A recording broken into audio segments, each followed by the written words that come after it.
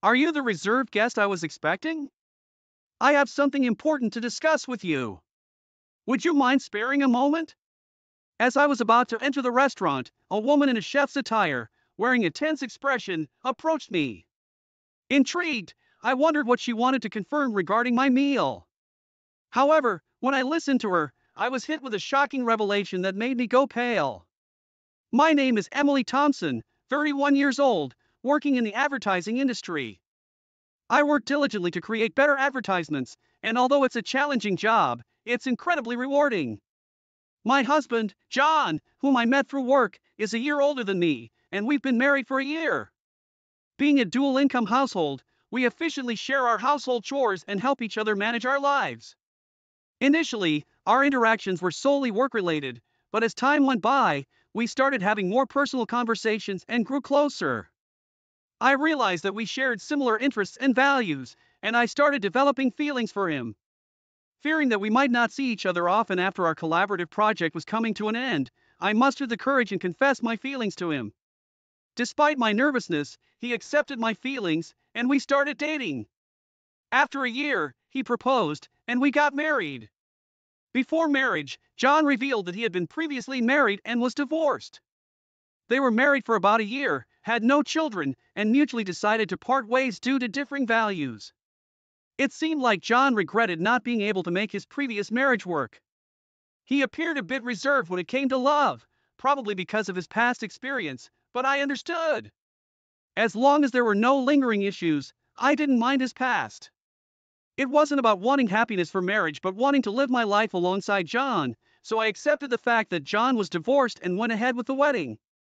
Our married life was filled with happiness, but slowly, the real implications of John being divorced began to unravel. After our wedding, we moved to an apartment close to our workplaces, and John's parents live nearby, and we get along well. Our married life has been smoother than I anticipated. Initially, I had concerns about living so close to my in-laws, fearing potential conflicts, but they were always kind to me. Given our work schedules, John and I hardly have time during the weekdays, but we make the most of our weekends. Living with my husband, due to both of us working, we don't get much leisure time together on weekdays, except for brief conversations at dinner. Therefore, we spend a lot of time together on weekends. We both enjoy eating and often cook dishes we want to try at home. Ideally, dining out would be great, but I have an allergy to fruits from the rosacea family, so I can't casually eat out. Even when I think a dish doesn't contain these fruits, they might be used as a hidden ingredient, making it tedious to constantly check with restaurants. Even a slight touch causes my skin to turn red and swell. I feel bad asking about ingredients at restaurants and have developed an aversion to dining out due to this.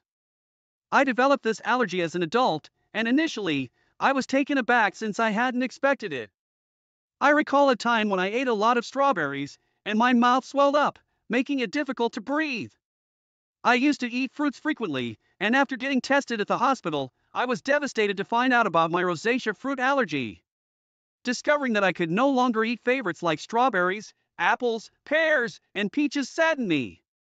I'd had reactions after eating food I thought was safe, only to find out they contain allergens, which further discouraged me from dining out. This made me apprehensive about buying ready-made meals or snacks, adding a bit of stress to my life. Perhaps due to the initial severe allergic reaction and the sadness of not being able to eat my favorite fruits, I became overly cautious about checking ingredients during meals with my husband. While we were dating, my constant checks made me feel apologetic. However, I can't feel at ease without thorough confirmation, and without it, I can't fully enjoy meals. Still, we love eating. My husband and I would select ingredients and enjoy cooking together, a routine that helped reduce my excessive worries. Fortunately, both my husband and his parents understood my allergies, easing the mental burden I felt after getting married, especially my mother-in-law, who had a deep understanding of allergies due to her father's severe wheat allergy. Wheat is commonly used in many products and even a little bit affected him. Allergies can be lethal, so we were very careful. She explained that she researched my allergy and always ensured that meals were safe for me when we dined at her place or went out. She took extra precautions, allowing me to enjoy meals without worries. You shouldn't have to be scared during meals. I'll make sure everything is safe for you, she told me, which almost moved me to tears. I have a great relationship with my in-laws, especially my mother-in-law, who treats me like her own daughter. We'd often go out together, and my husband and his parents are wonderful people. The concerns I initially had about my allergies have vanished. One day, a project I proposed at work was successful, earning me a promotion, which I excitedly shared with my family. They were all thrilled, especially my mother-in-law. While spending time with her, she invited me to celebrate at an upscale restaurant. That's a very fancy place, isn't it? I can't let you do that, I hesitated. The restaurant was in a luxurious hotel nearby, which I had always dreamt of visiting since my student days. However, it was truly upscale, and I felt it was too extravagant even for a celebration. You don't have to hold back. This is such a joyous occasion. Let me treat you, she insisted, genuinely happy about my promotion. Her sentiment warmed my heart, but I had reservations. I remembered visiting the restaurant's website before my allergy developed and dreaming of tasting their fruit-filled tarts someday. The restaurant often uses fruits from the rosacea family, while I appreciate my mother-in-law's kindness besides the issue of the restaurant being upscale. I'm hesitant because they frequently use fruits from the rosacea family, to which I'm allergic. Whenever I dined out with my mother-in-law in the past, we informed the restaurant of my allergy beforehand, but each time I felt guilty asking them to accommodate my dietary restrictions. So, we often chose restaurants that seldom use my allergenic foods. I worry that even if we inform this restaurant about my allergy, it might inconvenience them due to their frequent use of fruits. Of course, dishes without these fruits are safe for me, and I'm tempted to try them. However, considering the kitchen likely processes these fruits as well, the risk scares me. In the end, I decided to decline the offer because of my concerns about an allergic reaction. Still, my mother-in-law was keen on the idea. I'll inform them about the allergy when I make the reservation. Don't worry, I also have a connection there, so they'll take good care of us. I was surprised to hear that she had a connection to the restaurant, given that neither she nor my husband had ever mentioned it. However, I assumed it wasn't something she boasted about. Considering my mother-in-law's enthusiasm and my genuine interest in the restaurant's cuisine, we decided to have lunch there together. Given that it was a suggestion from my mother-in-law, who had always been considerate of my allergies, I felt relieved, thinking there was nothing for me to worry about. When I told my husband about this, he was surprised to hear that his mother had connections at the restaurant. He'd also mentioned that the restaurant sometimes serves fruit, and he appreciated their consideration for allergies.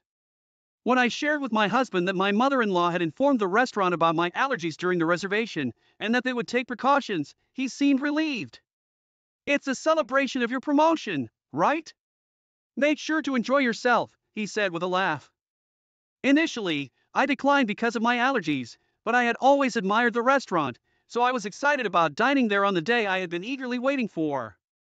Since it was a weekday, I took the half day off after finishing my morning work. I planned to head straight to the restaurant. Being a high-end place, I chose a more formal outfit than usual and paid extra attention to my appearance. When going to work, colleagues noticed my attire and asked about my plans. When I told them about the meal, they wished me a good time before I left the office excitedly. As I entered the hotel entrance, my mother-in-law was already there. The two of us headed to the restaurant on the first floor, and since we had a reservation, we were immediately escorted to our table. Our reservation was for 1 p.m., but due to the busy lunchtime, we were informed that the serving might be a bit delayed. Understanding the popularity of the high-end restaurant, I decided to order just drinks for the time being and wait patiently. Having already finished work and being encouraged by my mother-in-law, I ordered champagne. We enjoyed our conversation while waiting for our meal. Though I've had champagne before, the one I had that day tasted the best.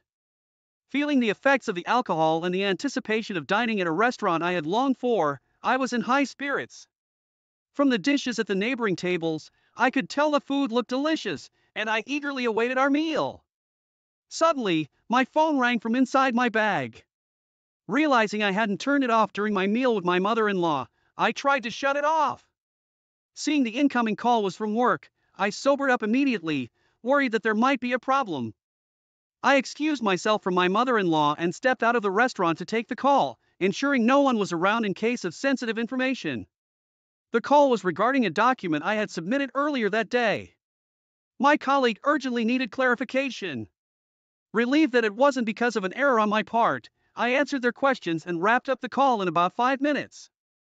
As I was about to turn off my phone to go back and enjoy my meal, an unfamiliar woman approached me. "Excuse me, you're the customer who made a reservation for today's meal at the restaurant, right?" The woman was dressed as a chef, presumably from the restaurant's kitchen. She looked rushed and a bit out of breath with a concerned expression. I wondered why she would come out during such a busy time. I was puzzled, but when she said she needed to confirm something, I answered her questions. Her face went pale, and she urgently told me to leave the hotel immediately. "It's dangerous to go back to the restaurant now. Please leave the hotel and ensure your safety immediately." Suspicious of the woman's intense demeanor, I asked for clarification. Once I grasped the situation, I felt the blood drain from my face. I quickly hopped into a taxi waiting in front of the hotel and headed home. That evening, my mother-in-law called. When I picked up, she was furious about me leaving her at the hotel and returning home without saying anything, causing embarrassment. Since she had reserved a special course, you had everything set up to celebrate, and you just leave without a word. Don't you know basic manners? What kind of upbringing did you have? She was angry in a way I had never seen from my mother-in-law before, and she started to berate me. I had always thought of my mother-in-law as a kind and gentle person, but there was no trace of that now. I believed that the kind mother-in-law I had known would be upset if I left without saying anything, would also be concerned about whether something had happened to me. However, she was furiously yelling with such intensity that I began to believe the rumors about her were true. As I remained silent, she continued to berate me further, complaining even about my parents and how they raised me. "You've been silent this whole time. Don't you realize you've done something wrong? You're not fit to be my son's wife." After a long tirade, she finally seemed to calm down a bit. I then quietly posed a question to her. "You told me that you informed the restaurant about my allergies when you made the reservation today, and I could relax, right? But the restaurant wasn't aware of my allergies, so what happened? In fact, the meal today had ingredients that I was allergic to, not only in the dessert but also in the main courses. The allergenic ingredients were used in marinades and sauces, which weren't apparent from just looking." The woman who approached me earlier had taken the reservation call from my mother-in-law, and she said that no mention of my allergies had been made. However, she noticed the allergy badge on my bag and came to check just in case. Being the chef responsible for our meal that day, she immediately noticed the inclusion of the allergenic ingredients. If she hadn't informed me, I would have unknowingly consumed the food with allergens, which would have resulted in a severe allergic reaction. Initially, I doubted that my mother-in-law would purposely make me consume allergens, but considering the woman took time out of her busy schedule to inform me, I quickly believed her. Furthermore, this woman knew about my mother-in-law's true nature, and she deduced my situation, advising me to leave immediately and ensure I went somewhere my mother-in-law would follow. The reason she knew my mother-in-law was that she was my husband's ex-wife, now working under her maiden name, Kate Young. Seeing me with my mother-in-law, she realized I was the new wife and decided to help me out. She assumed I was the new wife because she believed that my mother-in-law wouldn't have female friends, especially someone of a similar age, after getting married to my husband. The ex-wife lived with his parents and was subjected to significant mistreatment by my mother-in-law before they married. She, like me, thought the mother-in-law was gentle and kind, which left her quite baffled once they started living together. When my husband or father-in-law wasn't around, the ex-wife faced continuous criticism for her housework and was always subjected to snide remarks. Being a full-time housewife, she had no escape despite her culinary skills honed from attending a professional cooking school. The mother-in-law still found faults with her dishes, even discarding them at times. She considered discussing this with her husband. But the mother-in-law was adept at concealing her true nature, especially around him. Feeling her complaints would fall on deaf ears, the ex-wife aimed to gather evidence. However, as she had recently become a full-time housewife, she lacked funds and was almost constantly under the watchful eye of the mother-in-law. Unable to gather proof and without anyone to confide in, she felt trapped in this life, so she fled in the form of a divorce. Despite never having worked before, she utilized her culinary license to seek employment and was lucky to land a job at the restaurant. She worked diligently, and over time, the memories of her mistreatment faded, and she began to enjoy her work. After a few years, as she matured into a full-fledged chef, for some reason, my mother-in-law discovered she worked there and started frequenting the restaurant. Upon realizing her ex-daughter-in-law was there, she discreetly threatened her for discounts while she declined absurd demands. Past traumas influenced her to yield to some, and the connection my mother-in-law spoke of referred to the ex-wife. When I questioned why she hadn't communicated my allergies to the restaurant, my mother-in-law feigned ignorance. I knew about your allergies, so I must have told them. Maybe it's the staff's oversight. She countered defensively, placing the blame on the restaurant staff. Given that the reservation call was handled by the ex-wife, it's probable that my mother-in-law deliberately didn't mention the allergies, intending to pin the blame on the restaurant. However, I was already onto her game, considering the restaurant's stringent guidelines on allergies. If informed, they'd have accommodated my dietary needs. Moreover, they record calls for dispute resolutions, so it would be easy to verify who was at fault. When confronted with this, my mother-in-law, not anticipating recorded evidence, fell silent. I pressed on. You've always been cautious about my allergies. Why did you not mention them this time? Until now, my mother-in-law was well aware of the dangers of allergies and always showed concern, so I never imagined she'd do something like this. She knew that by doing this, it wouldn't end well for me, given that we had a good relationship until now. I was curious why she acted this way and sought an explanation. After a brief silence, she shouted defiantly, "I despise you! You outshine me! You deserve some pain!" She was envious since I received praise at work and was more liked in the neighborhood than her. She arrogantly claimed that even if I spoke out, no one would believe me. If it weren't for this incident, I wouldn't have believed she was capable of such actions. Thus, I had collected evidence to reveal her true nature and confronted her with it. Everyone would believe me. My parents and my husband, John, are here, listening to everything. Plus, this conversation is being recorded. Everyone present had heard her berate me and her intentions to purposely expose me to allergens. In fact, after leaving the restaurant, I immediately went to my parents' house and had John join us. I had informed them of the situation, and we were discussing our next steps when she called. So, I swiftly switched the call to speaker and started recording it for evidence. As a result, we had her incriminating statements on tape. She was taken aback by my revelation and asked in a shaky voice, "Wait, is John there with you?" She never expected her son to find out and asked in a trembling voice.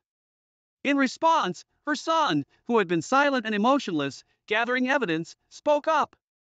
"I heard everything. I can't believe you do something like this, Mom," he said in a suppressed angry tone. She hastily began making excuses. "It wasn't like that. I didn't mean." Her desperate attempt seemed insincere, especially after her earlier outburst. His anger was evident as he shouted, not only towards Kate but also towards Emily. "I don't even want to think of you as my mother anymore. We're cutting ties." Given the true nature of the mother he had trusted, John was beyond furious. He then declared his estrangement from her, ignoring her cries. Furthermore, my parents said that they would sue her for attempted murder, and John cut off the call, disregarding her voice. Later, when John informed his father about the incident, he was furious and suggested divorce, eventually throwing her out of the house. With no relatives to rely on, no income, and being a housewife, she clung desperately, pleading and crying. Her husband, feeling a final bit of pity, put her in a basic apartment, paid the first month's rent, and told her to find work so she could support herself. But having been a housewife, she seemed to lack the drive to work, and, for some reason, clung to both John and me. She barged into our house demanding money, but we drove her away, telling her to earn it herself, especially John, who was extremely stern, ensuring she wouldn't approach our house again. Later on, rumors suggested she started working at a nearby supermarket, but she seemed quite disheveled. Given her nasty attitude, she had no one to rely on and seemed to be struggling on her own. I hope she continues to work hard, both for her own expenses and to pay us the compensation. And I want her to stay out of our lives. As for why she did what she did, it seemed she was jealous of me and wanted to see me suffer. John's ex-wife had moved in after graduating from a vocational school and became a housewife. She was submissive, obeyed her mother-in-law, and had a quiet nature due to her unpleasant character, which made her disliked by women and her enjoyment in bullying those weaker than herself. She used to take out her stress on John's ex-wife. However, I am independent, working, and getting promotions. I had a higher social status than her and was well regarded in our neighborhood.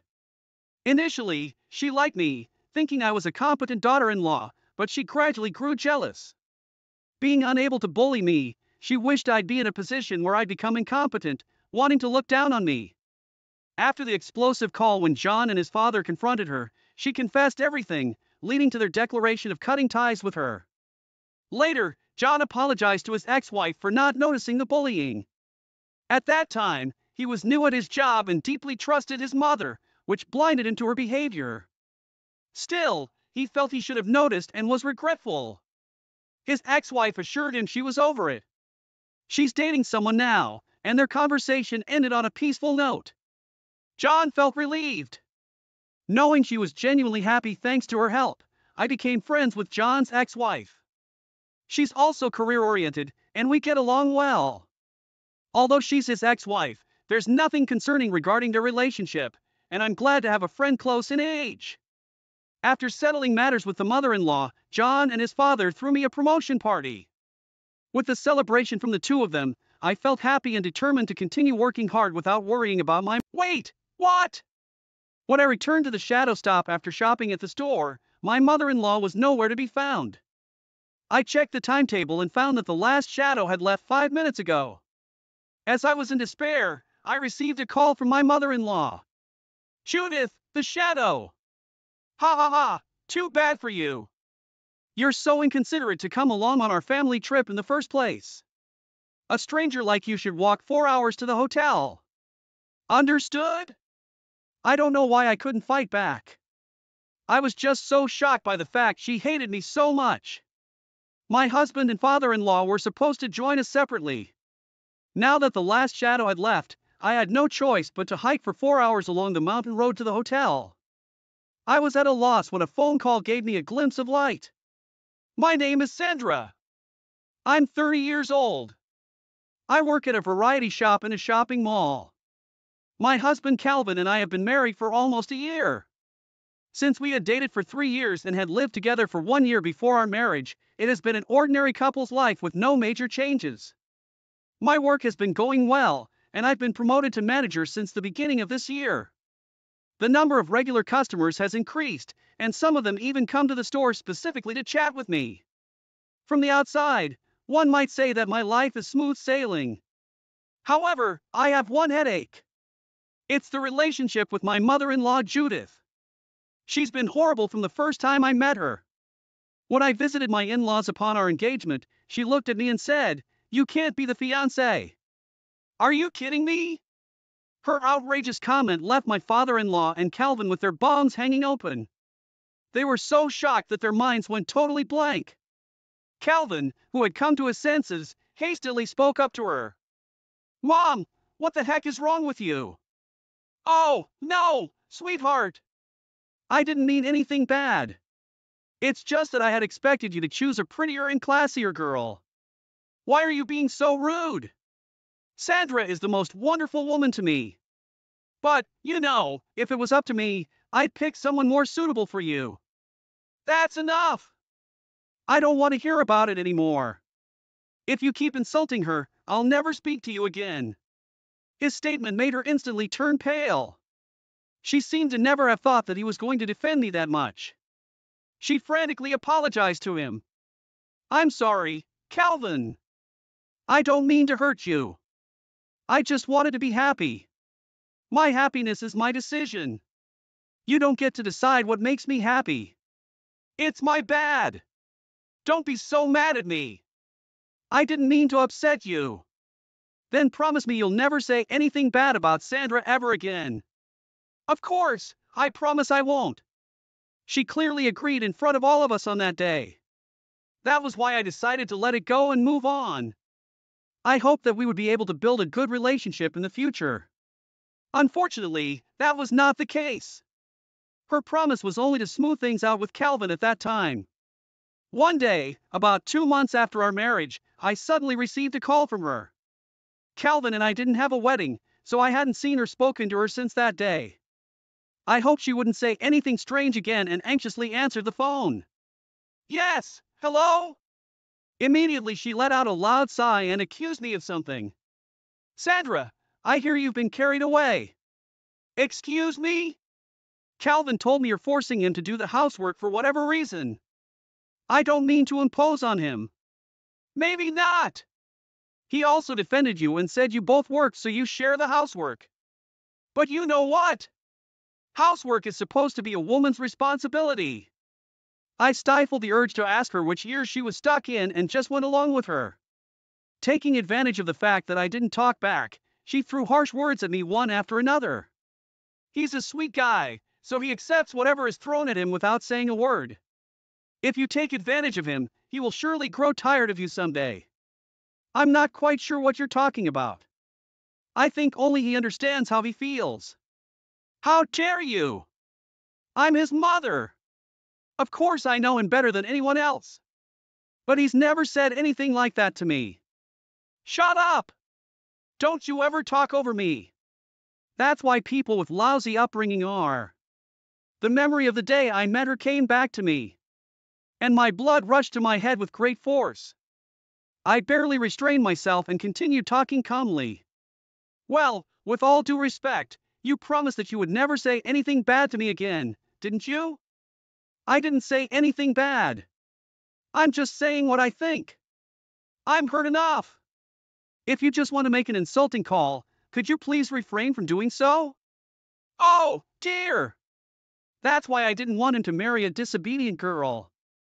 She was satisfied with what she had said and hung up the phone before I could say anything back. The sound of the disconnected tone echoing in my ears increased my irritation. What the heck just happened? Did she take her time just to insult me? I couldn't get over it. I was adamant to report it to Calvi when he got home. When he did that evening, I immediately brought up the matter. He looked surprised and apologetic. Seriously, I'm sorry after all the warning I gave her. Not your fault. I can't talk back to her, too.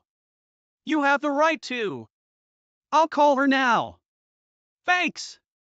He took out his phone and called her right away. He was talking harshly the whole time and I could hear Judith sobbing on the other end. After about 10 minutes of talking, he ended the call looking puzzled. I'm confused. My mom kept insisting that she didn't mean any harm. She didn't, huh? Just like the last time? I mentioned to her a while ago that I was doing the housework. Apparently, that prickled her nerves. That's what she said to me, too. But don't worry. I cleared up the misunderstanding once again. I told her that it is our intention to share the chores. And that you were not forcing me to do it. She said she understood. I hope so. What concerned me was her excuse that she had no bad intentions. It bothered me a lot. After that, she stopped calling me. And we only occasionally visited my in-laws. Although she didn't bluntly pick on me, she tried to intimidate me by giving me a cold shoulder, bumping into me on purpose, and so on. Even after a year of marriage, her attitude was still as cold as ever. But I had gotten used to it and stopped caring about her so much. Then one day, to my surprise, my in-laws invited us on a trip. Apparently, my father-in-law Dan had always wanted to go on a family vacation. But because of the relationship between Judith and me, he wasn't able to suggest it before. Since I had been paying much less attention to her, he interpreted it as a sign that we had been on the mend. He suggested the four of us go on a trip to a lakeside. Of course, Calvin readily agreed, but asked what I wanted to do. I had no reason to decline the invitation. I didn't know what Judith thought about it, but I thought it might have been a good opportunity for us to get to know each other better. With such positive thinking, I gladly accepted the invitation. 1 month later, on the day of the trip, we had to take a mountain road to the destination. At the foot of the mountain, there were many sightseeing spots which I was looking forward to visiting. Calvin and Dan, on the other hand, decided to go hiking in the mountains.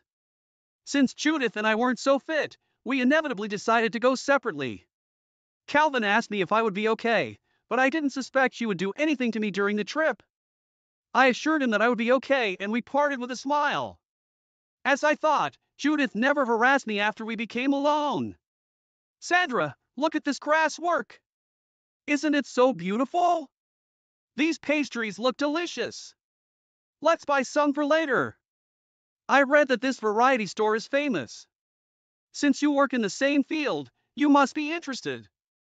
As if our previous relationship had been a lie, she was very proactive in interacting with me. I was so pleased with her that I had a smile the whole time.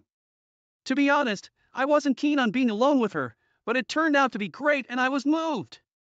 I let my guard down without knowing what awaited me later. It was almost dusk when we finished sightseeing. We were going to make the last shuttle that Judith had checked in advance. When we arrived at the shuttle stop, Judith looked at her watch and muttered we still had 10 minutes. It would take almost an hour to get to the cabin going up the mountain road. I was thankful for the shuttle service. Calvi and Dan were going directly by car. While Judith and I waited for the shuttle to arrive, she apologetically asked, "Sorry to ask, Sandra, but can you go buy me a drink? I'm a little thirsty." "Sure, what would you like?" "I'd like a tea, not too sweet. I'd also like some snacks." "Okay, I'll be back." I took my wallet and my phone and headed for the convenience store a short distance away. 10 minutes would have been enough time. I picked out some snacks that I thought she would have liked and paid the bill. But then when I returned to the bus stop, she was gone. Wait, what? I hurriedly checked the timetable and found that the last shuttle had left 5 minutes ago. As I was in despair, I received a call from her. "Judith, the shuttle!" Her high-pitched laughter cut me off. I was bewildered, not knowing what was going on, as she triumphantly said, "Too bad for you. You're so inconsiderate to come along on our family trip in the first place." "Inconsiderate? Why did you lie by the time?" "Because you've been acting up and annoying me. You're just a stranger to me. Is that what you think of me? A stranger like you should walk 4 hours to the cabin. Understood?" I don't know why I couldn't fight back. I was just so shocked by the fact that she hated me so much. At that moment, I felt sadness and an inexpressible anger well up inside me. How dare she? What did I do to deserve this? Fine. I'll make it to the cabin by foot. I started to walk along the mountain path with determination. As I mentioned earlier, I wasn't so fit. I'm not good at running, let alone hiking. It was extremely difficult to walk uphill for 4 hours. About an hour into the walk, my knees started to buckle. Just when I was about to give up, I received a call from Calvin. "Hey, Han! Dad and I finished hiking early. If you haven't arrived at the cabin yet, we'll pick you up. Or are you already there?" I tried calling Mom, but she didn't pick up. I left her a message. "Help me! Honey? Help me! Please come and get me!" I found myself in tears and screaming. The sun had already set and there was only the mountain road ahead of me. My mental state had already reached its limit. I told him that Judith had left me at the shadow stop and that I was on my way on foot alone. He said he was coming right away. And hung up. My phone rang again right after and it was from Judith. I dared not answer it, but it rang incessantly. She must have read the message from Calvin that he was picking me up and called me in a hurry. She must have freaked out. I kept ignoring her calls and waited for Calvin to pick me up. Half an hour later, I was inside a car with him and Dan. I was so relieved and tears started rolling down again. Dan was already informed of what had happened and apologized to me with a battered look. "I'm so sorry, Sandra. Judith has gone way over the line. It's okay now. Thank you so much for picking me up. You must have been scared alone in the dark. Here, take this." He handed me a cup of hot tea. "Thank you." It filled me with warmth. The sadness I had felt earlier was gone and only anger towards Judith remained. When we arrived at the cabin, she came running up to me, clutching her phone. "Oh, Sandra, thank God you're okay. You're safe." "What?" "I didn't think you'd miss the bus." I went ahead, but I was going to ask Calvin to pick you up. Apparently, she wanted to treat the incident as an accident, not intentional. I missed the bus by chance. That was what she was going for. Unfortunately for her, I had already told the others everything. She told me a false time and made me go to the store at the right moment. That alone was enough to convey malice. Calvin and Dan headed straight for the main building without getting their luggage out. "Where are you guys going?" When Judith asked, Dan replied coldly, "We are leaving. I'll pay for this place, so don't you ever return to my house." "Wait, stop him, Calvin." Calvin glared at her, who trembled with fear. "We know you did it on purpose. I trusted you, but it was all a lie, wasn't it?" "Sweetheart, that's not true. It's all a misunderstanding." "What did I misunderstand?" "You lied about the time and left Sandra behind." "That's what you did, right?" "Always pretending it wasn't your fault." "It was always you." "I'm deeply disappointed." "Oh, Calvin, I'm sorry. Forgive me." "I'm not the one you should be apologizing to. I have no intention of forgiving you anyway." The father and son turned their backs to her and walked away. Then she grabbed my arm with a pleading look. She was probably trying to get me to forgive her and get on the good side with them. I shook off her hand and said firmly, "Please don't touch me. I don't have the slightest intention of forgiving you." "But why?" "I'm genuinely trying to apologize." "Do you really think your apology is credible now?" "I will never forget what you have done to me. And I will never forgive you. I will never think of you as mother-in-law. Please never try to get in touch with me. Goodbye now." "Wait a minute, Sandra." "Hey!" I went to join the others, leaving her sobbing. Afterward, I heard she tried to follow us home, but it was already dark and she gave up the idea. When she returned first thing in the morning, Dan had already packed her belongings and declared divorce to her. She contacted Calvin to apologize, but of course he refused. He has no intention of seeing her again. She has been cut off from her family, who have been together for many years. I wonder how she will live on her own from now on. She will probably have to face the harsh reality, but it doesn't matter to me anymore. That day, she had already ceased to exist in my mind. I can only thank Calvin and Dan for believing my words and helping me. From now on, I am going to build an even better relationship with my real trustworthy family. "Oh my, she's sleeping so soundly," my mother-in-law murmured to my daughter, who was dozing off in the back seat, as she parked the car in the outlet mall parking lot. When she turned off the engine, the air conditioning went off too, and the temperature inside the car soared under the scorching sun. My daughter's face turned red, and sweat started to bead on her forehead. Observing this, she gave a creepy grin, stepped out of the car alone, locked it, and went shopping. My name is Olivia, a 31-year-old office worker. I live with my husband Matthew, our daughter Emma, and my in-laws. My in-laws are my quiet father-in-law, James, and my cantankerous mother-in-law, Linda. When we got married, my husband mentioned that he wanted us to live with his parents. His father has mobility issues and requires regular medical visits. Since my mother-in-law is not comfortable driving, my husband has been supporting them by living at their house. I deeply respect my kind-hearted husband. Having grown up with my paternal grandparents, I had no qualms about living in a 3-generation household. However, 5 years ago, when we started living with my in-laws, I realized my assumptions were naive. My mother-in-law is incredibly short-tempered and extremely stingy. She secretly harassed me, earning her the nickname, the Wicked Mother-in-law. She was nothing like my grandmother, with whom I had a harmonious relationship. While I don't know how she treated her daughter-in-law behind closed doors, my grandmother and my mother seemed to get along well. Consequently, I couldn't fathom the real-life battles between mother-in-law and daughter-in-law seen on TV. I used to think, almost as if it were someone else's problem, that there are people going through difficult times. But living with my in-laws shattered my preconceptions. The harassment from my mother-in-law began on day one. She declared, "Since you've stepped into our home, you'll follow all our customs." As a result, I was burdened with all household chores, including preparing meals for my in-laws, cleaning the entire house, providing transportation for hospital visits and outings, and having good relationships with neighbors. Any deviation from my mother-in-law's wishes resulted in later complaints. Desperate to please her, I closely observed her methods and mimicked them. Whenever I tried to enjoy my free time, she would hover behind me, monitoring my every move.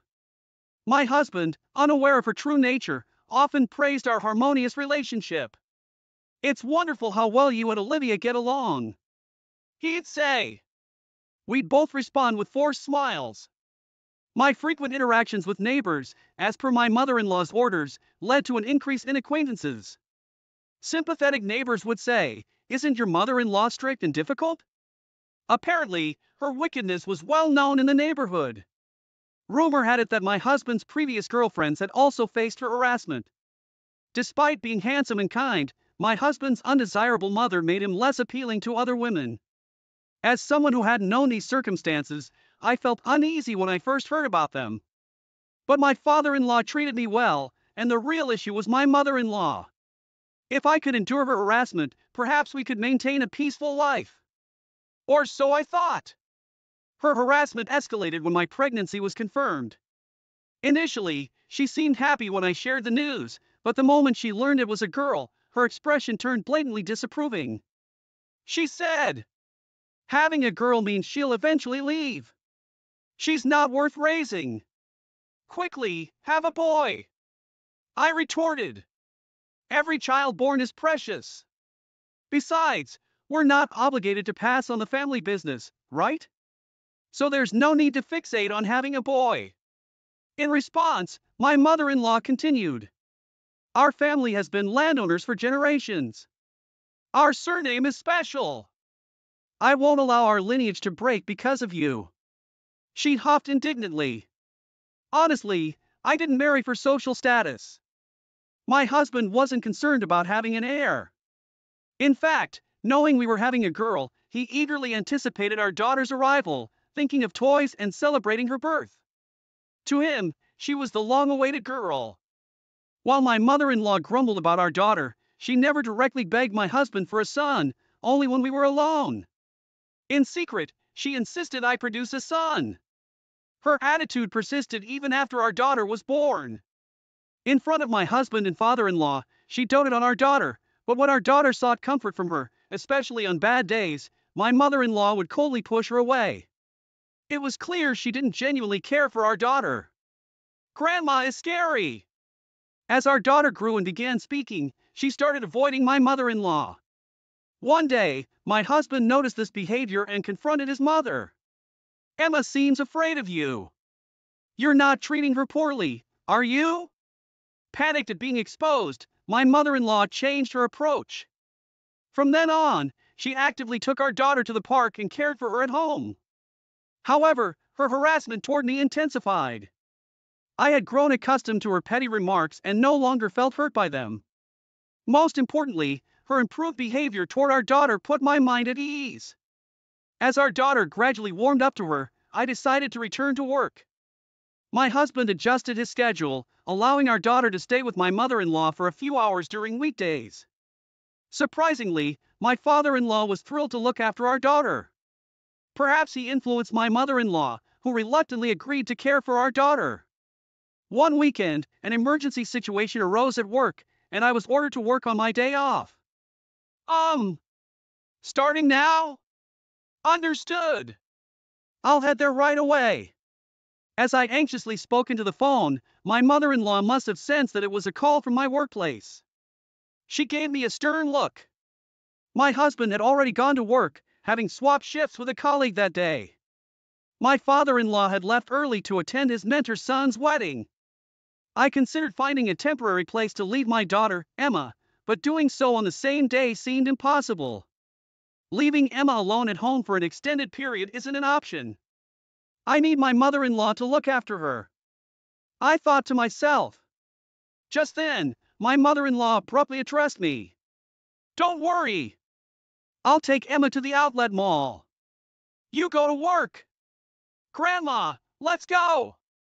My daughter was overjoyed. I hadn't expected my mother-in-law to volunteer to take care of Emma, so I was pleasantly surprised. After thanking her repeatedly, I reminded Emma to listen to her grandmother. I hurriedly made my way to the office. However, that afternoon, I received an unbelievable phone call. It was the police. He said in a reassuring tone, "Please stay calm. We've taken care of your daughter." Unexpectedly, Emma had been trapped inside a car, but someone found her and rescued her. "Please come to the outlet mall's office immediately." What's going on? If she's being protected, Emma must be safe. I regained my composure and tried to understand the situation. What's she doing now? I couldn't reach my mother-in-law. She wasn't answering her phone. Upon arriving at the outlet mall, I headed for the employee entrance. After explaining the situation to the security guard, I was allowed inside. In a room, several police officers stood around a pipe chair where my little daughter sat. Emma noticed me and jumped off the chair, running toward me. "Mom!" She had been anxious, surrounded by unfamiliar adults, and was crying uncontrollably. Meanwhile, I held her tightly, relieved to see her safe. Although it wasn't midsummer, the direct sunlight was scorching. Children's body temperatures are higher than adults, and leaving Emma in the car was unthinkable. If no one had found her, Emma would have been in serious trouble. Imagining the worst, I trembled. I hugged Emma once more. Despite repeatedly calling my mother-in-law, there was still no response. I need to hear the details from her directly, I thought, suspicious of her. I explained to the police that my mother-in-law had been looking after Emma. However, when Emma was discovered, my mother-in-law was nowhere to be found. I became convinced that my mother-in-law intentionally left Emma in the car. Emma couldn't unbuckle her seatbelt or open the car door by herself. If someone hadn't helped her, Emma would have been in serious danger. My anger toward my mother-in-law flared up again. Was she still inside the mall?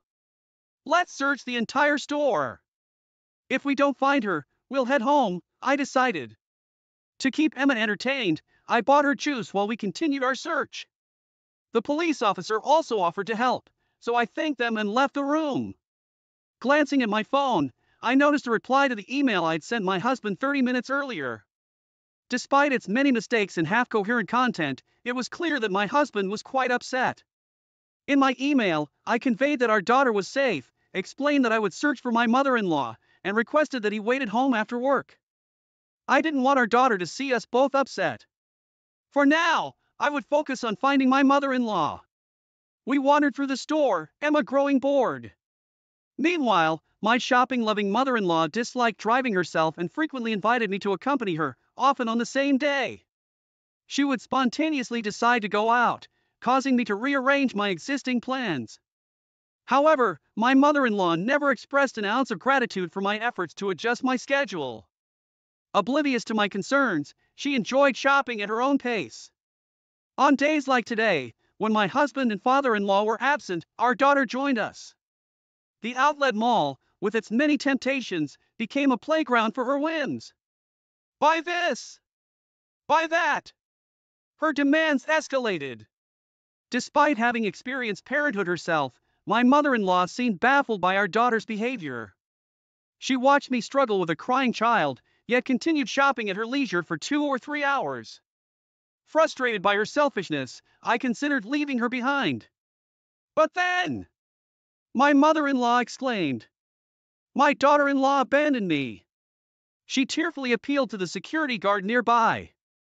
Although this incident was in the past, recalling it still irritated me. This same self-centered mother-in-law had put our daughter in harm's way today. I can't stay silent about this. I must find my mother-in-law.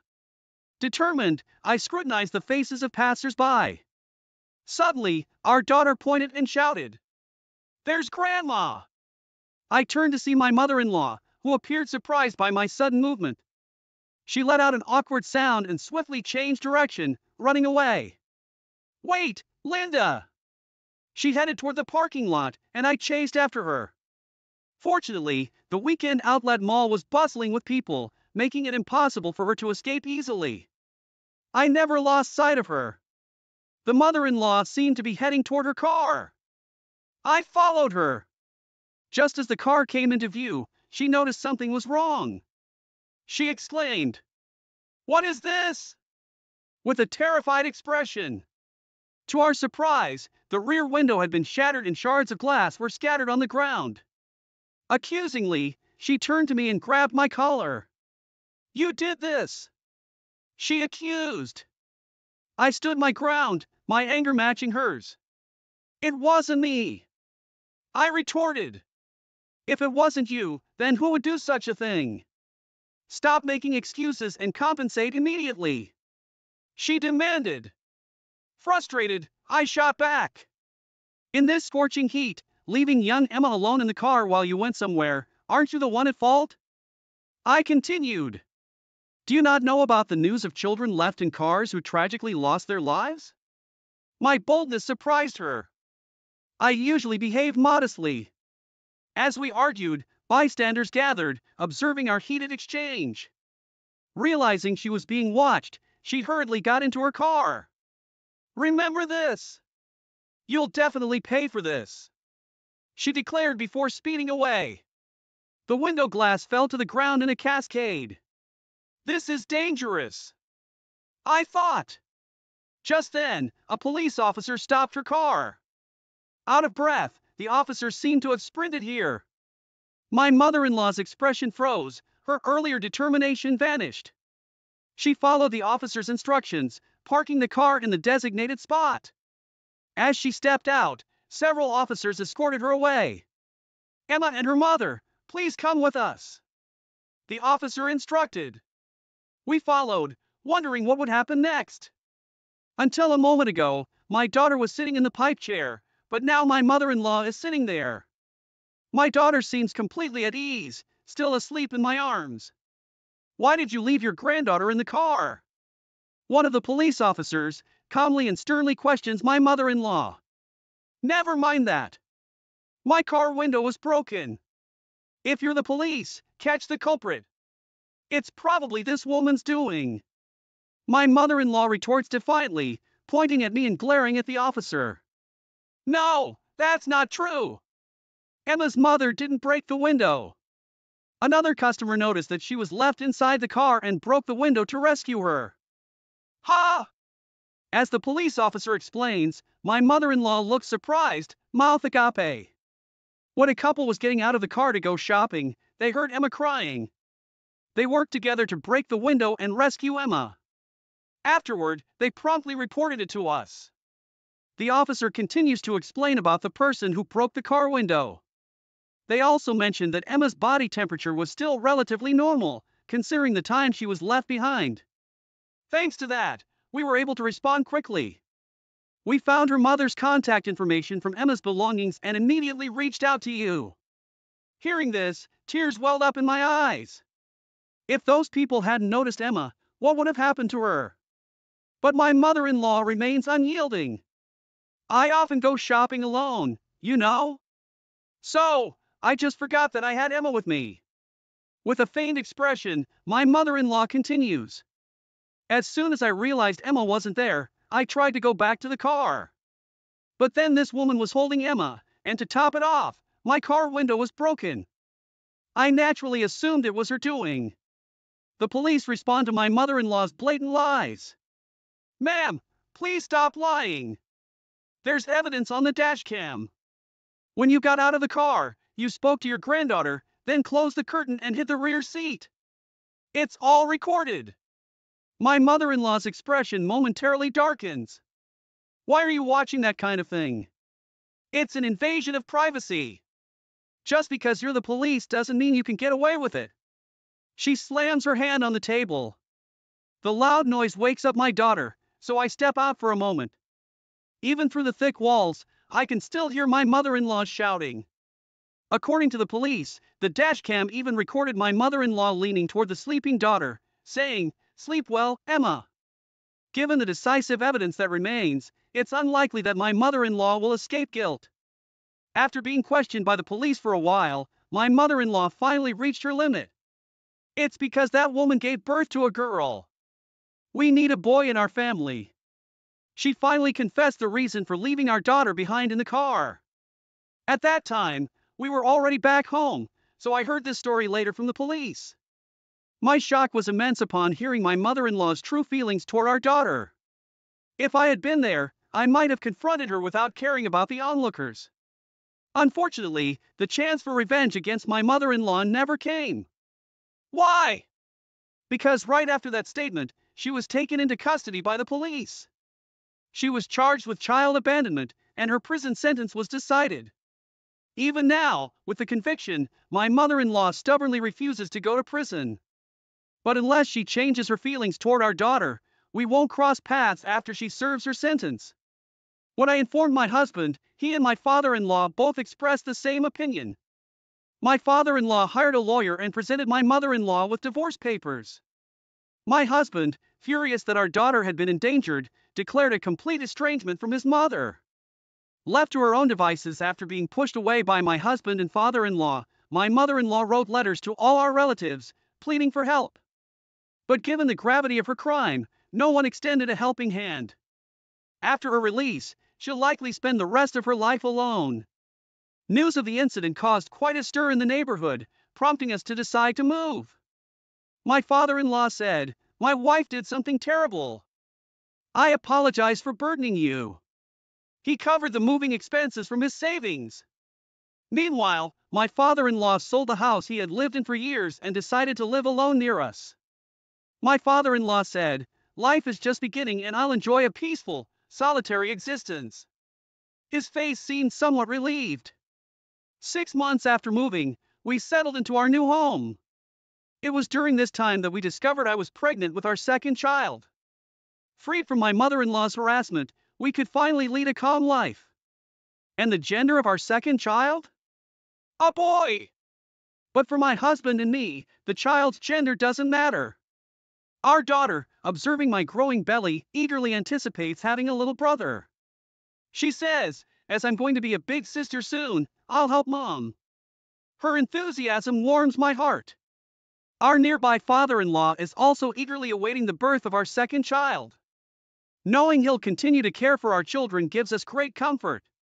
From now on, as a family of 4, along with my father-in-law, we hope to lead a happy and... Wait a minute, you're the one from that video. What? What video? I have no idea what you're talking about.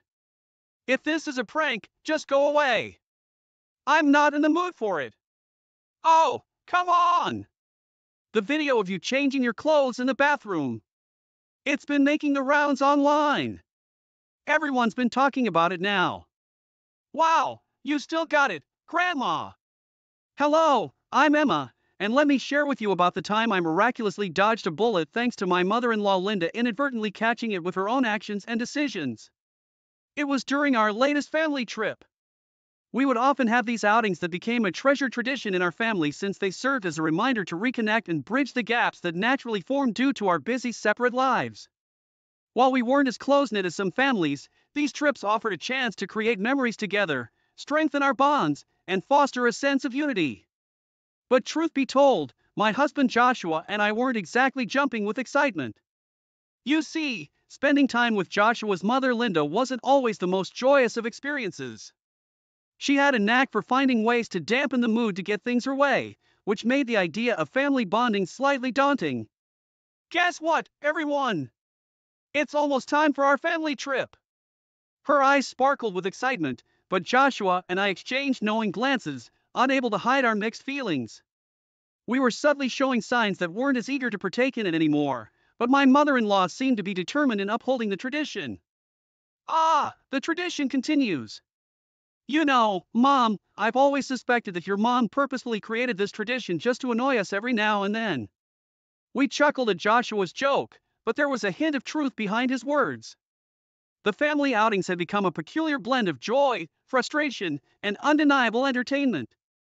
As we sat down to discuss our plans, I couldn't help but express my concerns to Joshua. I know we should be excited about the trip, but you know how Linda can be. I hope this time she'll act differently, but I can't help feeling a bit weary. I know, Emma, we've had our fair share of challenging moments with her, but perhaps this trip can be an opportunity for us to create some positive memories together. Let's go into it with an open mind and try to make the best of it, okay?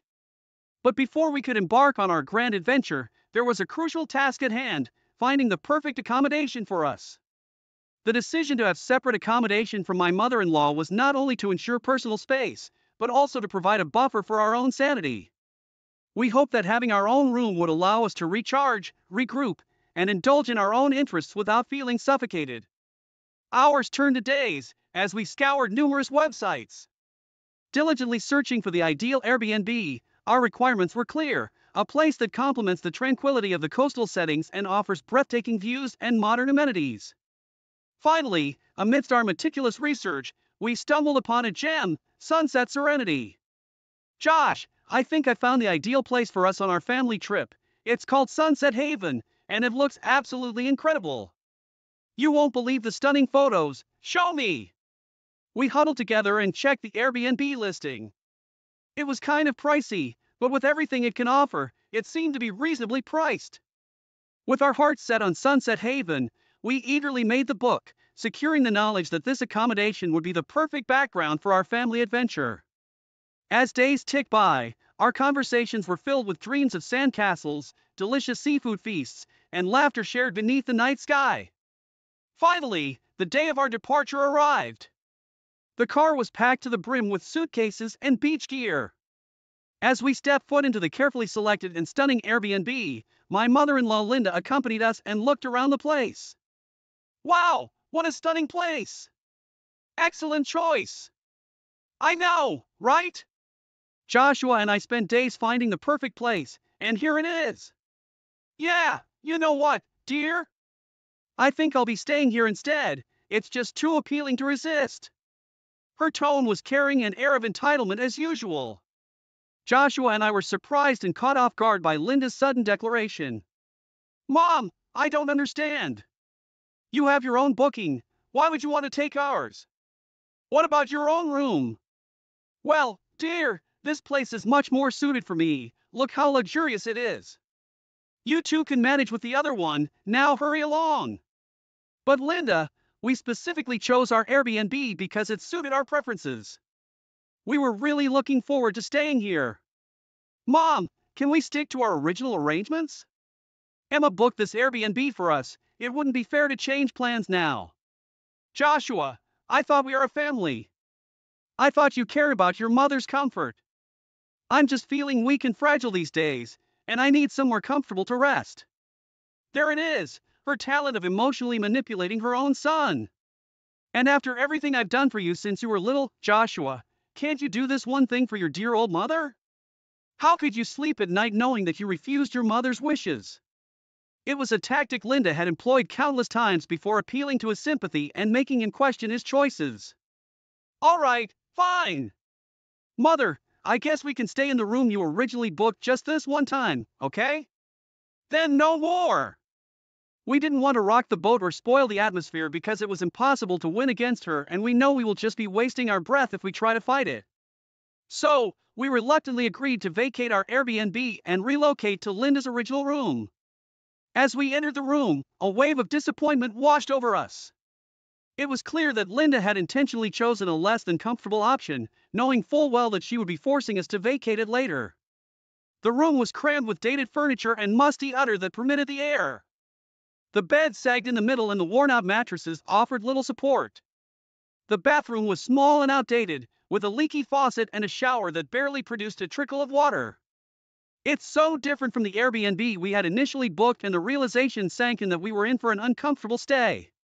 I'm not going to lie, I think my mother booked this room just to inconvenience us. This might be the worst reviewed room there is in the app. You think I wouldn't put it past her? She's always found ways to assert control and make everything about herself. We spent the first night tossing and turning on the lumpy mattress, the springs creaking with every movement. We already knew that the lack of good sleep will take its toll and leave us groggy and irritable the next morning. Throughout our stay, we encountered numerous inconveniences.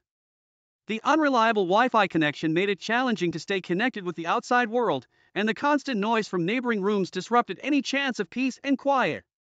Little did we know that our uncomfortable compromises would soon pale in comparison to the challenges my mother-in-law is yet to experience. The morning after the unexpected room switcheroo, we were determined to make the most out of our family vacation. The day unfolded like a picture-perfect postcard, with laughter echoing along the shore, sand between our toes, and the gentle caress of ocean waves.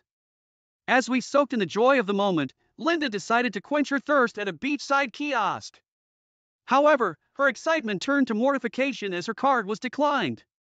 Linda's face flushed with embarrassment as nearby beachgoers turned their heads towards her way. The cashier tried to swipe it again as per her request. Feeling a mixture of frustration and humiliation, Linda quickly retreated and approached Joshua. "Joshua, can I have a sip of your drink?" "Mom, you know you can buy your own, right? There's a stall right there." Linda emptied Joshua's drink, not leaving an ounce of it for him. "I tried to, but my card allegedly declined." "Are you sure everything's alright with your finances, Mom? Maybe we should check it out later." "It's fine."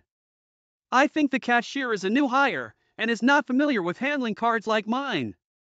I didn't want to waste a breath on him, so I left him." Embarrassment and annoyance etched on Linda's face and caught the attention of a passerby who stared intently, trying to place where he had seen her before. "Wait a minute, you're the one from that video." Linda's eyes widened, her face turning pale as the stranger's words hung in the air. "What video?" "I have no idea what you're talking about. If this is a prank, just go away. I'm not in the mood for it." "Oh, come on! The video of you changing clothes in the bathroom. It's been making the rounds online. Everyone's been talking about it." "Wow, you still got it, Grandma."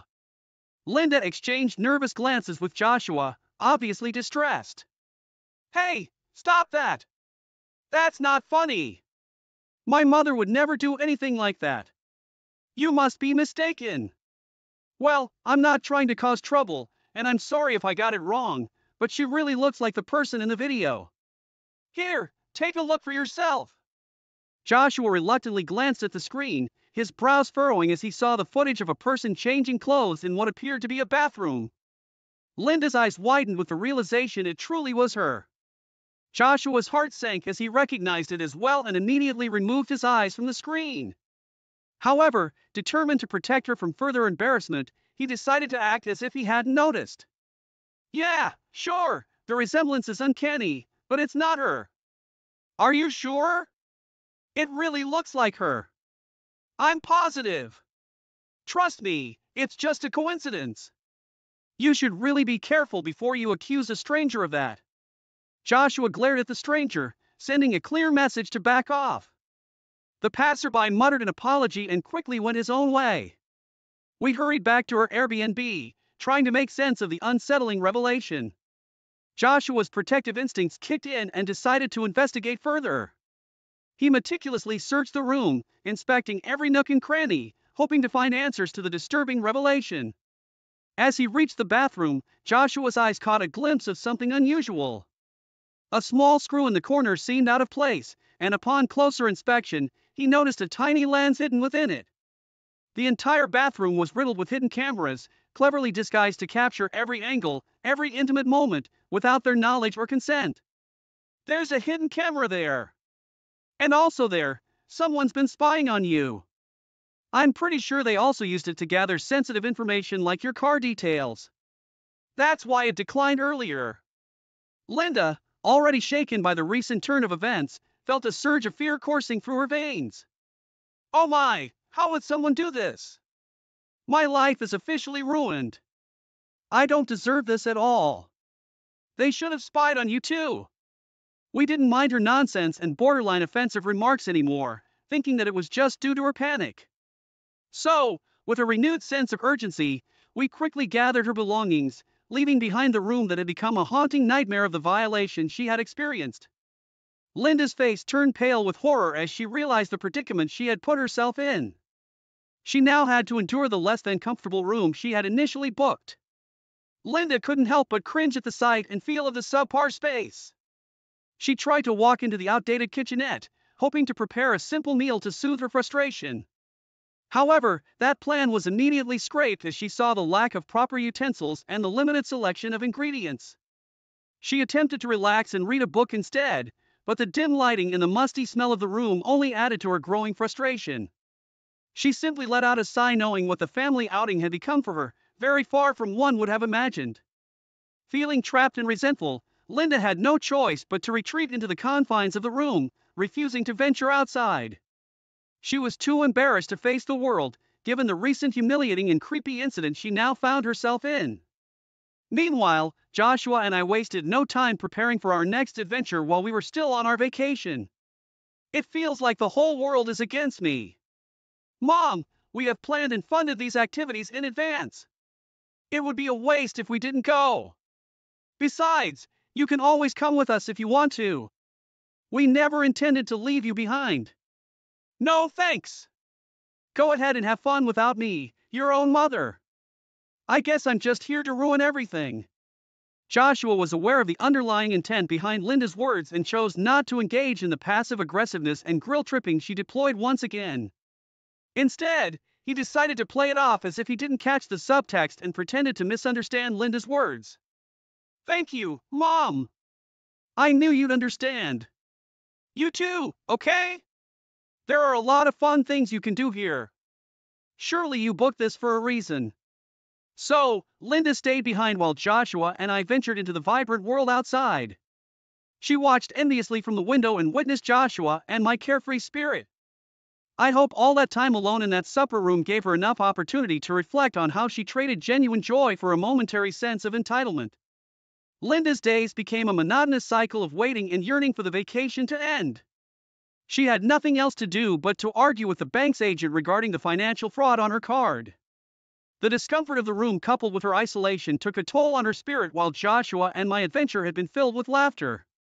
Even as one of the most confident individuals, karma had a way to humble my mother-in-law.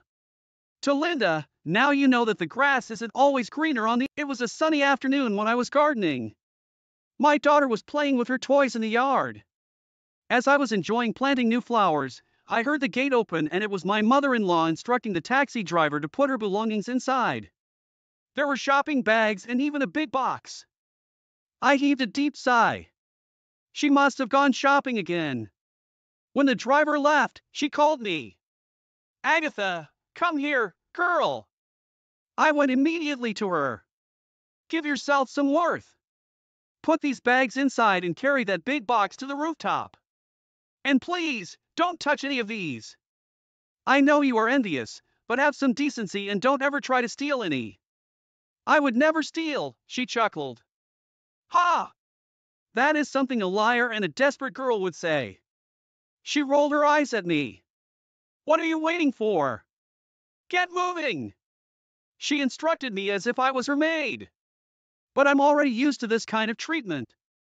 Whenever my husband is not around, she always makes me do things for her and always emphasizes that I am jealous of her. Ever since she moved in with us, my life has never been the same. I followed her orders and carried her shopping bags inside, while the big box, I had it all the way to the rooftop. And when I came down, I saw her checking her newly purchased jewelry while talking to someone over the phone. Of course, my son is so gallant and generous. He lets me use his credit card to shop. Yes, clothes, shops, and sunglasses. I even bought a new tanning bed. Yes, our maid helped me with the things. She even carried the box to the third floor. Good thing she is not useless. I have to relax, you know, after a long day of shopping. I'm so pissed by everything that she said. She called me her maid? And what did she say? My husband lent her his card? That is impossible. My husband is so meticulous when it comes to money and overspending. I wonder where she got all his money. Mom, how much does all your shopping cost? I asked in a very polite way.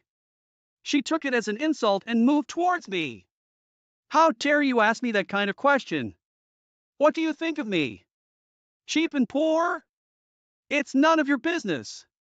For all I know, you're just jealous because I have all this wealth to buy whenever I want. And you come from a poor family. You have my son to thank for because without him you would still be in the slums now. She rolled her eyes again and went back to attending her jewelry.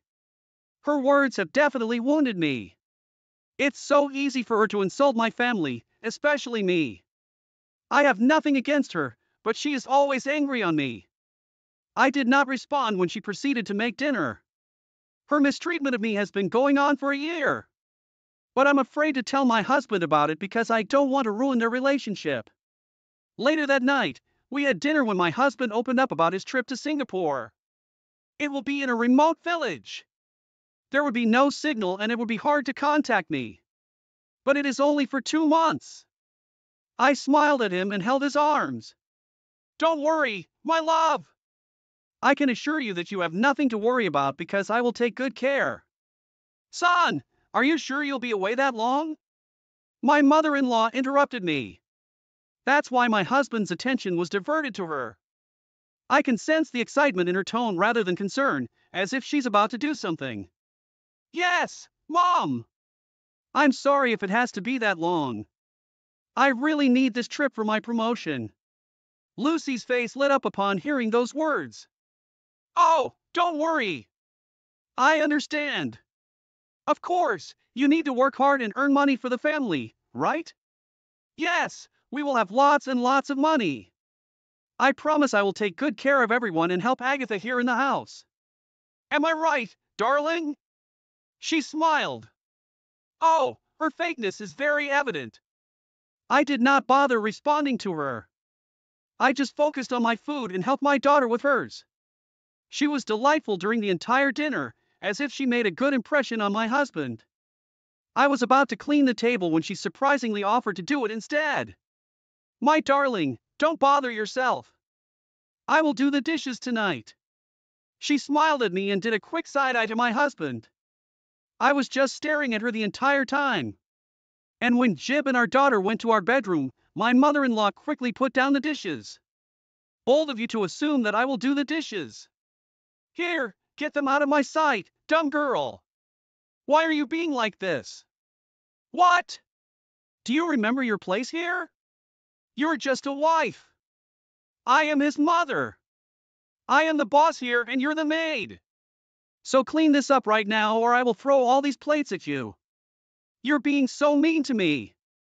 Oh, I'm being mean to you? Oh, you're going to cry now? What are you going to do? Tell my son that I'm being mean, as if he's going to kick me out here? She talks in a mocking and babyish tone. I could not stand her anymore and kept silent. She keeps on laughing as if she won the argument most sensibly. She dropped a plate on her feet and it bled. I was shocked by what she did. One of the maids came to my rescue, but my mother-in-law started crying and shouting in pain. This is not real. She did it on purpose. I tried to help her, but she pushed me away. My husband came rushing towards her. Mom, what happened? Lucy pointed at me. She did this to me. She got angry at me for no reason. This is not true. I did nothing. Don't lie, Agatha. You were angry at me for interrupting you earlier. Why are you being so mean to me? I'm your mother. She cried in the middle of her statement. I couldn't contain myself from being annoyed by her false acts. My husband heaved a sigh. Let's settle this in the morning. First, let's get you treated, Mom. Jet helped and carried her to her room. I trust my husband and I know he will believe me. One of our maids said she would do it, but I insisted. My mother-in-law is so problematic and I can't endure her attitude any longer. On that night, I confessed to my husband what truly happened. He understood me and was thinking of doing something about his mom's behavior towards me. The day of my husband's travel has come. We hugged each other goodbye. He kissed me and my daughter. Bye-bye, Ellie. Be a good girl, okay? Dad is coming home soon.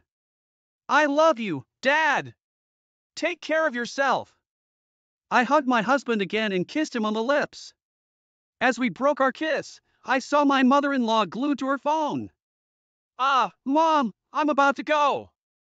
My husband's voice brought her back to her senses. She smiled and hugged my husband.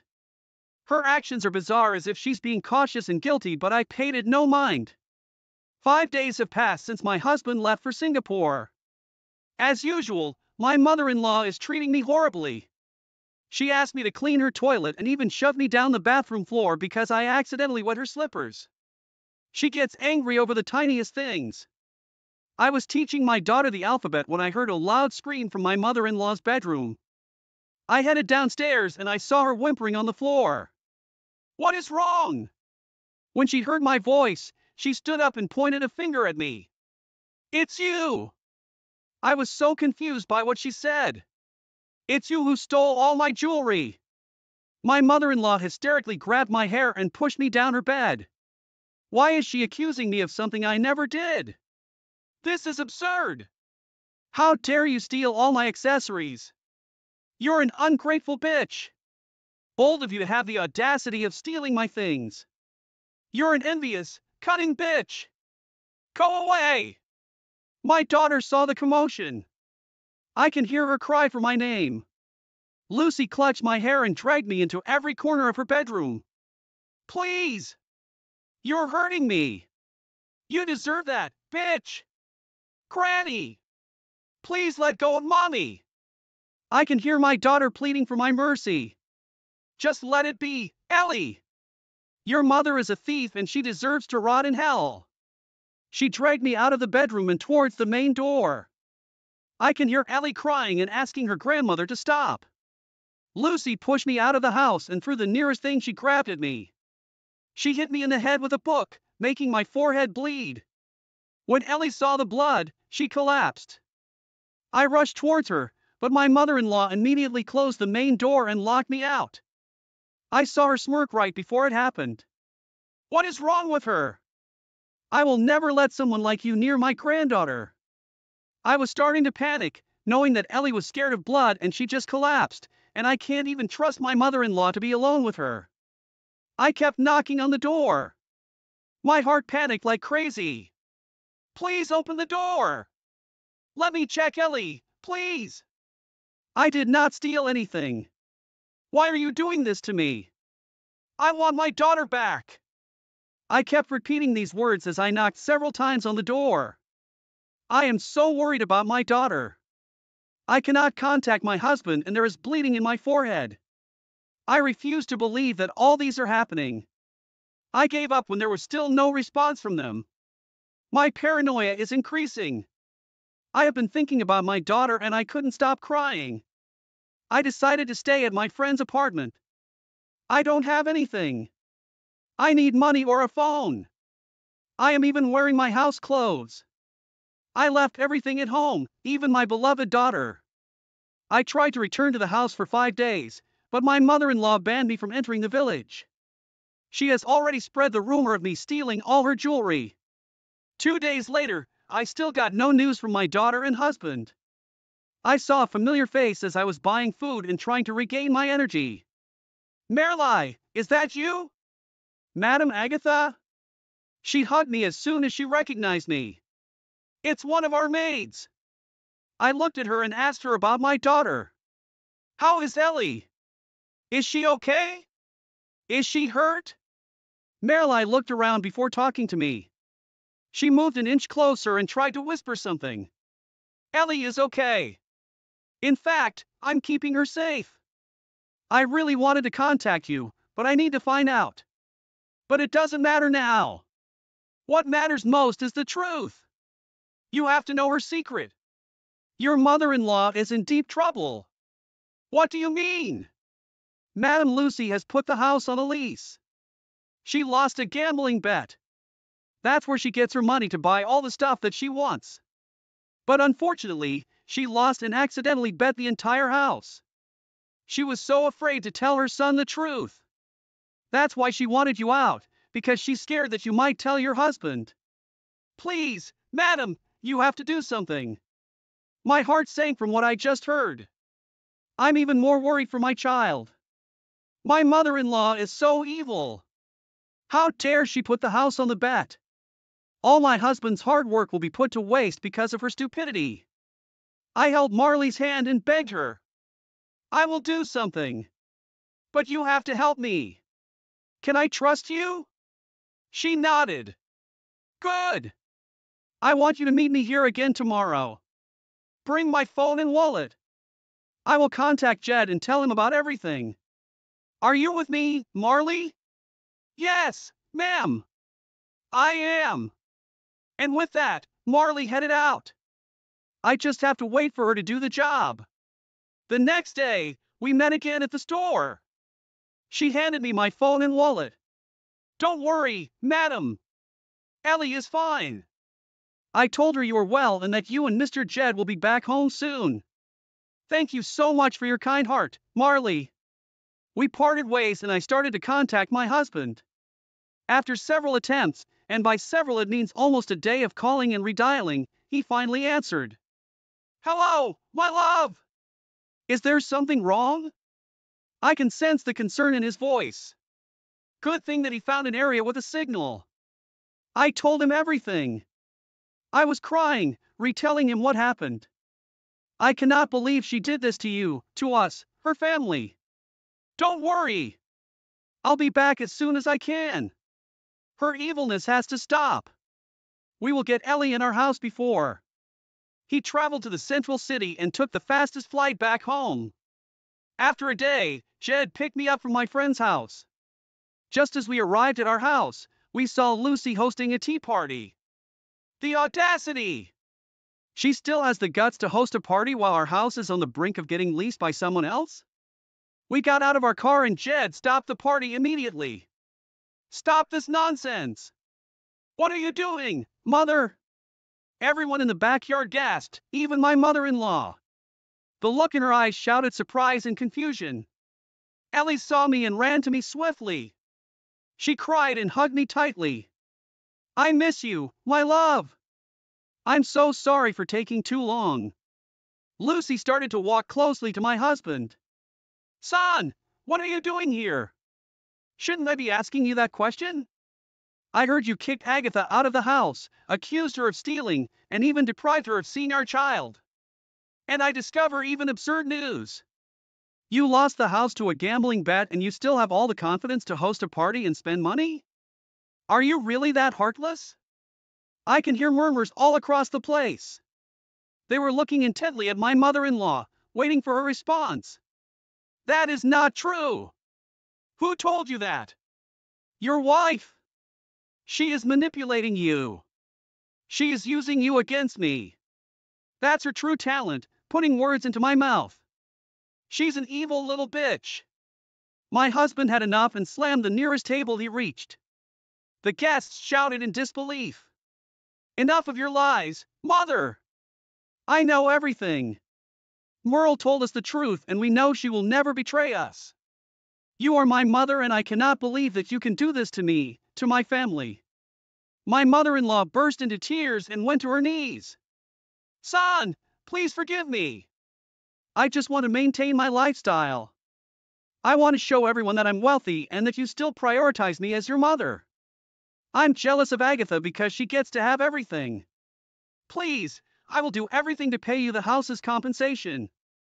Good, because from now on, you'll be paying for the house monthly until the lease has been lifted. You must pay it within 3 months. But I don't have that vast amount of money. You're wealthy, remember? You can afford shoes, bags, clothes, and jewelry. Where are they now? Use them to pay for your debts. Lucy begged once again. Please, I will change. Just don't make me pay. That is something a liar and a desperate girl would say. She cried even louder when she realized when I referenced that line. She was the one who told me that and it backfired on her. One guest stood up. You kept on bragging about the things you own, Lucy, and all this time, you bought them from an illegal business. Another one stood up and spoke her mind. I always thought you were just selfish, but you are really a horrible person. You are really the worst. I hope you find a new set of friends because I don't want to be associated with an abusive person like you. With that, all the guests left. Lucy cried and kept on begging her son, but Jed became heartless towards her. It's over, Mom. You have to learn your lesson. And we also left Lucy alone in the house. We gave her 3 months to settle the house's account. In the end, her selfishness and rudeness were the ones that made her miserable and